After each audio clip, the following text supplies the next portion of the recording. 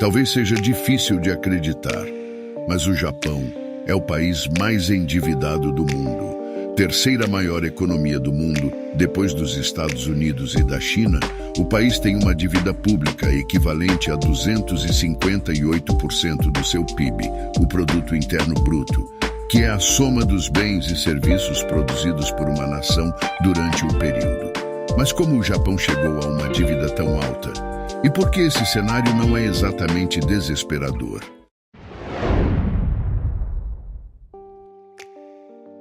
Quando falamos de dívida pública, estamos nos referindo ao dinheiro que um país deve a investidores privados ou a outros países.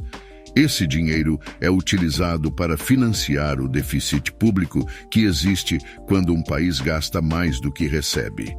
A dívida pode ser feita dentro ou fora do país. Para termos uma ideia da gigantesca dívida japonesa de 258% do PIB, podemos comparar com outros países. Estados Unidos, Itália, Espanha, França e Sudão têm dívidas que passam de 100% do PIB. No caso dos países latino-americanos, a dívida pública costuma ser menor. O único caso em que o limite de 100% é ultrapassado é o da Venezuela. O Brasil, por exemplo, terminou o ano de 2022 com uma dívida de 7,2 trilhões de reais, equivalente a 73,5% do PIB. A tendência é que essa proporção suba nos próximos anos. O Japão deve à OAS, seus credores, a impressionante soma de 9 trilhões de dólares. Qualquer outro país do mundo estaria metido em sérios problemas. Mas a diferença com outros países, e mesmo com outras economias poderosas, é que essa situação é permitida no caso do Japão. Ou seja, quem empresta confia que o Japão vai cumprir o combinado quando chegar o dia de pagar. É basicamente uma questão de confiança. Por outro lado, países pobres que passam por instabilidade política não têm essa liberdade de chegar nesse nível de endividamento. Simplesmente os investidores não dão esse voto de confiança. Mas por que essa situação acontece?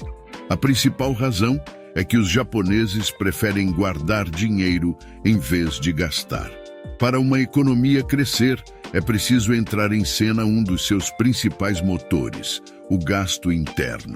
As pessoas e as empresas japonesas, que têm um papel-chave na engrenagem econômica, são extremamente resistentes na hora de gastar e consumir.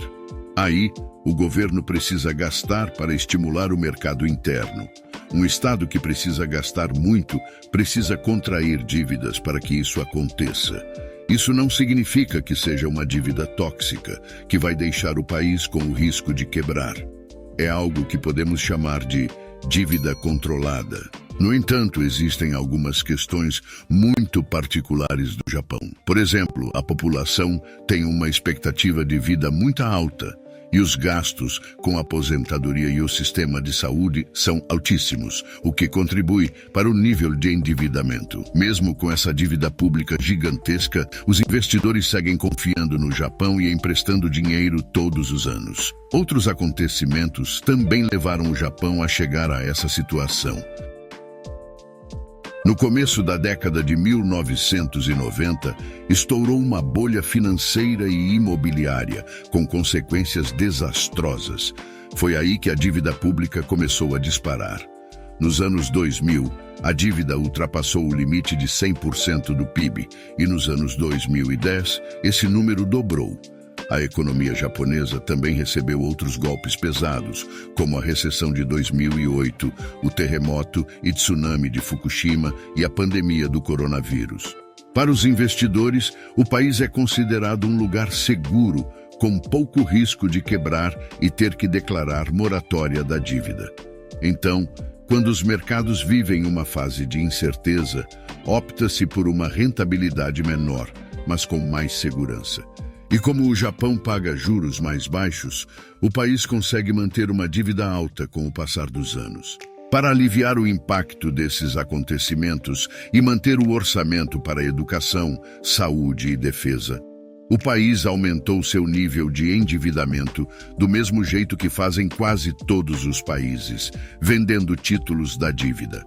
Em outras palavras, o país faz uma dívida no mercado internacional sob a promessa de devolver o dinheiro ao investidor mais os juros. O risco é baixo no caso japonês. Outro elemento importante nessa história é que a maior parte da dívida japonesa não está em moeda estrangeira, como o dólar, e sim em ienes. Dessa forma, o Banco Central japonês fica menos exposto às turbulências dos mercados internacionais. Além disso, quase 90% da dívida está nas mãos de investidores japoneses, e uma grande parte dessa dívida pública é financiada pelo Banco Central japonês. Ou seja, o governo não precisa ir para o exterior para conseguir os empréstimos de toda a dívida que emite, e o pouco de juros que paga volta para o governo. Apesar da dívida gigantesca que tem, o Japão segue como um país poderoso. É membro do G7, o grupo de 7 das economias mais desenvolvidas do mundo, junto com Alemanha, Estados Unidos, Canadá, Reino Unido, Itália e França. Tem uma das maiores reservas monetárias do planeta e ganhou uma reputação de país inovador, especialmente no setor tecnológico. Você sabia desse lado obscuro da economia japonesa? Deixe nos comentários o que você achou desse vídeo. Um abraço e até a próxima.